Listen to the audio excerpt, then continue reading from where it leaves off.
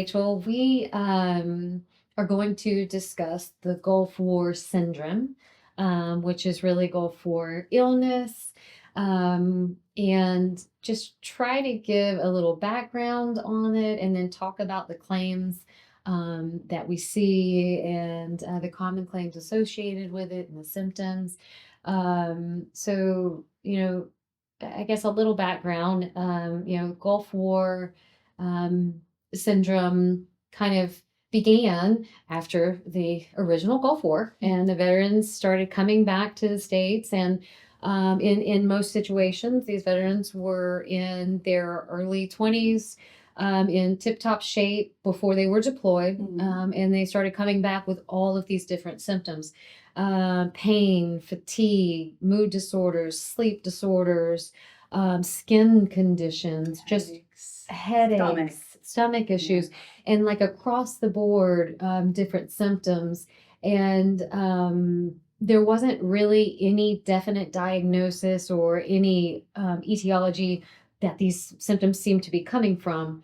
And there were so many of these veterans coming back with the same concerns, the same symptoms, that kind of led the VA community to come up with the Gulf War syndrome, the Gulf War illness.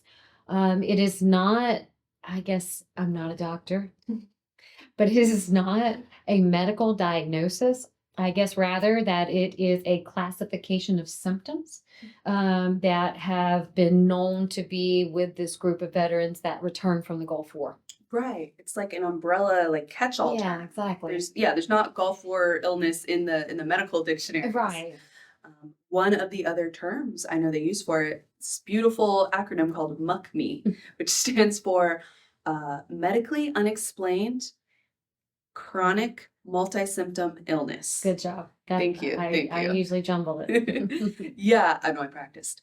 But I literally the name in there is unexplained, like chronic multi-symptom. So that's really the best description of what they're seeing from these veterans that come back, because there's Right. not one particular like expression, right? Like No, it's across the board. They seem to be at least consistent with the types of symptoms, but just the range of different symptoms is just so different than anything I think that at least that I've ever heard of, or I think that was available to the community at that time. I think another part of it that was just different was that, like with Agent Orange exposure, for the most part, the veterans came back after war, and they were okay for a period of time. With the Gulf War veterans, you had veterans that were deployed and they were coming back, and some of them were experiencing symptoms before they got back. And then some of them started having these symptoms immediately. So it was like they had been exposed to something, or something happened to them while they were there, and now they have all of these symptoms. Are you aware, have there been any, is there any known cause of the symptoms or exposures? So causes.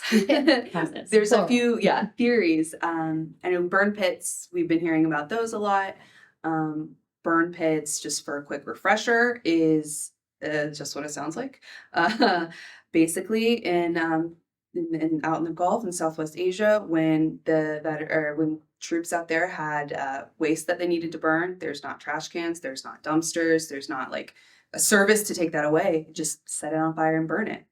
And that's not just like paper trash or, maybe like food waste. It's like everything. Like jet fuel would like be used to light it on fire. You'd put oil drums in there, medical waste, human waste, everything. And so setting that on fire and having all those little particles of all those lovely little components kind of floating in the air. And those were, in a lot of cases, very close to the bases, correct? Yeah. I mean, there were the bases like trash disposal, essentially. Right. And there were some burn pits that were, football fields long. So that has been associated I think it's kind of acknowledged that, these are not good for one's health. Right. So that's definitely a cause. Another one, oil well fires, kind of the same thing there. You've got this chemicals or these components that you're not really supposed to be taking into your lungs. They're aerosolized in the air Right. with smoke. Another one, I would butcher the medication name, but there was a certain medication that Gulf War veterans would take to prevent any nerve agent attacks. So like nerve gas was a big concern. Right. So veterans would take prophylactically this medication that's used to treat muscle and nerve disorders, even if they didn't have those disorders. It was to prevent them in case of an attack, to protect them. Well, they're now finding out that long-term use of these medications might actually affect some of these, like the systems that it's used to protect. So muscles and nerves can be affected over long-term use with these medications. Yeah. So that's another one. Definitely. I've heard some veterans, Gulf War veterans, say that they just remember being lined up and receiving vaccination after vaccination before they were deployed, and they literally had no idea what they were even being vaccinated for. I know there's like a multitude of different vaccinations that they received and a lot of research regarding those. And there's a lot of pesticides used, which could potentially be a cause as well. So it sounds like they were exposed to a really large range of different toxic chemicals and everything else. One of a term I like, one of our the experts that we work with uses sometimes is toxic soup. I mean, that's basically what it is. It sounds, yeah. Yeah. So, some of the common effects that you'd see are respiratory conditions, like you'd expect from breathing in the smoke from the combined burning oil, the burn pits. Stomach issues too. Yeah. We see a lot, and I don't know the causation of that. I too am not a doctor. Yeah. But some of the symptoms that are related to this Gulf War syndrome, MUCMI, Gulf War illness, are things like that don't really have explanation otherwise, like chronic fatigue syndrome, right? Which is exactly what it sounds like. You're tired all the time. You without even with rest, like you're just fatigued. You're low energy. They don't really know what causes that, right? Right. Fibromyalgia, Yeah. the muscle aches and pains without really like explanation, like how it came on. I know also a lot of functional gastrointestinal disorders. That's what they call. And the functional is important, I learned, because it's functional. There means nothing is wrong with the structure of the organ. There's not like a disease. There's not it's not been damaged, but it just does not function properly. So things like IBS, there's also what's called functional dyspepsia, which is literally just upset stomach. Yeah. For no other reason. It's not what you ate. It's not an injury. It's just not functioning. So those are types of conditions I know that's considered, that's looked at when a veteran's making a Gulf War claim, right? Right. Yeah. And so when they're processing, as far as the VA goes and their processing of the Gulf War claims, they're looking for veterans that served after August of 1990, I believe, and in the area, the Gulf War area. Which I was gonna say they expanded. Right. Yes. So there's a certain period, I would say, from 90 to 2001. Right. Only certain countries are included, and then that's expanded after 2001 to include Afghanistan, and other countries as well. Basically, and even though the period opens, you have to have served there after 1990. It hasn't closed yet. Yeah. So they're basically the period is still open through the end of this year. Every year, usually when they change, I know they update the regulations. They usually will just push the application period back another year, basically saying the Gulf War period has not closed. Right. So anyone who served in the past 30 plus years could potentially be eligible. Just huge. Yeah. Time period to think of that. We could still be having current exposure to service members that could be related to something that they were exposed to 30 years ago, and that it's still continuing is pretty mind-blowing. Right. I know that with a lot of the claims that I've seen through the VA, as far as they're processing them, it's really confusing for us as attorneys to understand what they're saying when they deny them, why they're denying them, the definition of the unexplained chronic condition, and then you have a CMP exam, and half the time the CMP examiner comes back with a diagnosis, and so then the denial is that there's a diagnosis and it's not a chronic unexplained condition, but the reason that the claim started was because their doctors couldn't diagnose a condition, and so it was unknown, and so it gets really complicated. I would encourage anyone that has any of those claims going on to definitely reach out for assistance, whether it's a representative or an attorney or someone. Yeah, just the VA tangles it up enough. Hmm.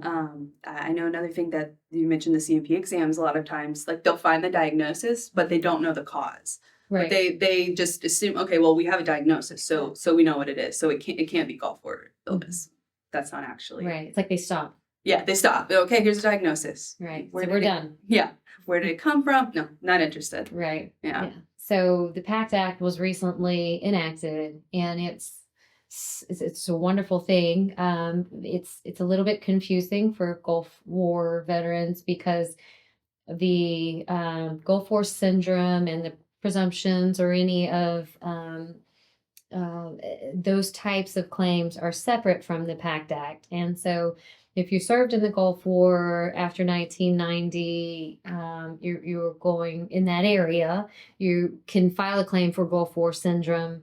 If you were in Afghanistan during any time period, you do not qualify for Gulf War syndrome, so you can't file for that.